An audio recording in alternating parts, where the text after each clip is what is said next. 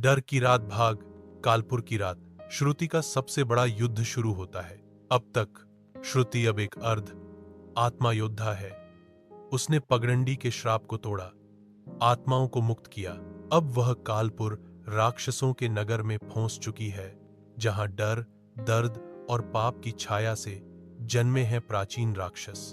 पहला राक्षस मारा जा चुका है, पर शहर की गलियों में 100 से अधिक राक्षस अब उसकी राह देख रहे हैं। वो अकेली नहीं रहेगी। कालपुर के एक पुराने कुएं से उठती है एक फुसफुसाहट। उसने पहला दरवाजा तोड़ा। अब हम जाग चुके हैं। रात के तीसरे पहर, जब चांद आधा रह गया था, श्रुति के सामने एक पुराना शिला द्वार खुला। वहां 3 आत्माएं खड़ी थीं, तीनों सफेद लिबास में, पर आंखों में वही चमक। अर्ध आत्मा। हम तेरे जैसे हैं श्रुति, एक ने कहा। हम तुझसे पहले कालपुर आए थे, पर हम डर गए। अब तू हमें जगा चुकी है, हम फिर से लड़ सकते हैं। श्रुति ने सिर झुकाया और कहा, तो चलो डर को जलाने चले। कालपुर की गलियों में युद्ध। चारों अर्ध आत्माएं श्रुति, नील, रागिनी और फहीम अब शहर के 4 कोनों से एक साथ हमला करते हैं। श्रुति त्रिशूल से राक्षसी परछाइयां चीरती है।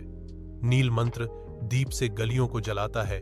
रागिनी की आवाज आत्माओं को जागने में मदद करती है। फहीम पुराने तांत्रिक चिन्हों को मिटाता है, जैसे जैसे राक्षस मरते जाते हैं। कालपुर की जमीन हिलती है। हर आत्मा के मुक्ति की चीख एक भयंकर गर्जना में बदलती जाती है। अंतिम युद्ध कालसर्प के साथ अब बचा था सिर्फ एक कालपुर का राजा। कालसर्प एक ऐसा राक्षस जो आत्माओं के डर से नहीं, उनकी उम्मीदों से ताकत लेता है।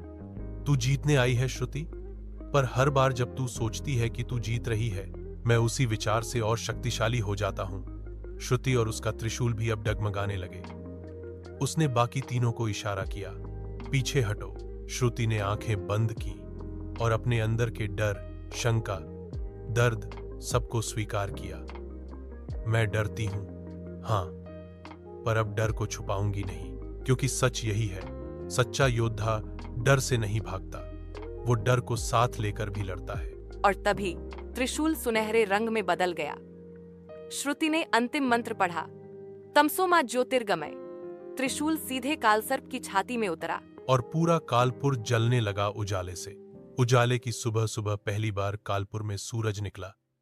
जहां राक्षस रहते थे, अब बस खाली गलियां थीं और आत्माओं की रिहाई की मधुर आवाजें। श्रुति थक कर वहीं बैठ गई। नील ने धीरे से कहा, हम जीत गए। श्रुति ने आसमान की ओर देखा। नहीं, अब शुरुआत हुई है। अभी बहुत से कालपुर बाकी हैं इस दुनिया में। अंत या अगला अध्याय। क्या अब श्रुति और उसकी टीम एक गुप्त संगठन बनाए जो दुनिया भर में आत्माओं को मुक्त करे? क्या आप चाहते हैं भाग आत्माओं का युद्ध, जहां ये योद्धा टकराते हैं एक ऐसे संगठन से जो आत्माओं को कैद में रखकर अमरता का व्यापार करता है? अब बताइए, अगला भाग लाएं? नाम सुझाइए या नया मोड़ चाहें तो वो भी बना दूं।